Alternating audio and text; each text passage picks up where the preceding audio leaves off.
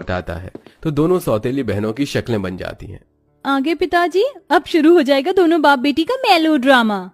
किंजल बेटी, तू क्यों पोछा लगा रही है? काम वाली नहीं आई है क्या? वो पापा। तभी बात काटती हुई प्रेरणा बीच में बोलती है। अरे देव जी, वो आज ना तुलसी की तबीयत ढीली हो गई थी इसलिए आई नहीं। मैंने तो बोला था किंजल को कि मैं कर लूंगी, ला दे मेरी बच्ची, तू नाश्ता कर। वैसे आप ऐसे अचानक से कैसे आ गए? कोई खबर भी नहीं दी, ना कोई फोन कॉल किया। वो 1-2 दिन की छुट्टियां मिली थी, इसलिए चला आया किंजल को देखने।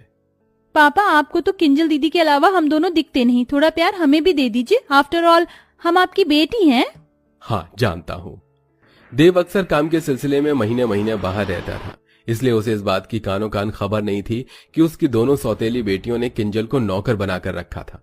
वो हर महीने खाना बनाने वाली और 3 टाइम के बर्तन मांजने वाली के पैसे भिजवाता, जिसे प्रेरणा बेटियों में उड़ा देती थी।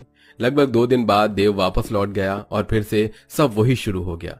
इसी तरह दिन गुजरने लगे और अब किंजल के कॉलेज के फाइनल वर्ष की परीक्षा शुरू होने वाली थी, इसलिए वो अपनी दोनों सौतेली बहनों के पास आकर बोलती है। मोना, रीटा, आज से तुम दोनों डिनर 9-10 बजे तक कर लेना प्लीज। तो आंखें चढ़ाकर दोनों ने ठाए से कहा। मगर वो क्यों भला? क्योंकि कल से मेरी परीक्षा शुरू हो रही है तो मुझको पढ़ाई भी करना है।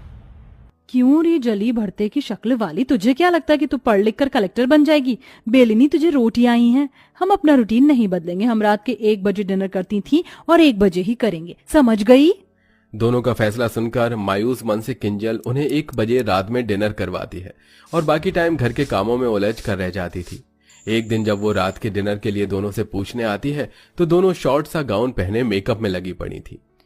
मोना, रीटा, तुम दोनों कहीं जा रही हो क्या? हाँ, आज हम दोनों पार्टी करने जा रही हैं। अच्छा, तो फिर तुम दोनों खाना तो वहीं से खाकर आओगी ना? तो फिर मैं रात का डिनर रहने देती हूँ। अच्छा जी, क्यों री काली भैंसिया, तुझे क्या लगता है हम तुझे आराम फरमाने देंगे? चुपचाप से हमारा डिनर बनाकर तैयार रखना। आज डिनर में हम आलू गोभी, मिक्स वेज, लच्छा पराठा खाएंगी। जानबूझकर दोनों लंबी चौड़ी लिस्ट देती हैं, तभी वो मायूसी से बोलती है। इतना खाना बहुत ज्यादा नहीं हो जाएगा डिनर के हिसाब से? कुछ ज्यादा नहीं होगा, तू बना देना बस। दोनों ऑर्डर झाड़कर चली जाती हैं। किंजल सारा डिनर तैयार कर देती है, लेकिन दोनों बहनें पार्टी में से फुल पेट खा पी कर आती हैं, जिस वजह से रात का डिनर नहीं खाती। इसलिए अगले दिन खाना बच जाता है तो प्रेरणा किंजल पर आग बबूला हो जाती है। किंजल, अरे ओ किंजल, अरे ओ काली भैंसिया, कहाँ है? किंजल डरते हुए प्रेरणा के आगे हाजिर होती है। जी माँ, बुलाया आपने? क्यों री, ये सब क्या है? रात को क्या पूरे मोहल्ले को दावत करवानी थी? कितना खाना बनाया था जो सारा बच गया। ये भरे पतीले के पुलाव, पता है ये चावल कितने महंगे आते हैं? और तू मजे से बना बना कर फेंक रही है। माँ, मेरी इसमें कोई गलती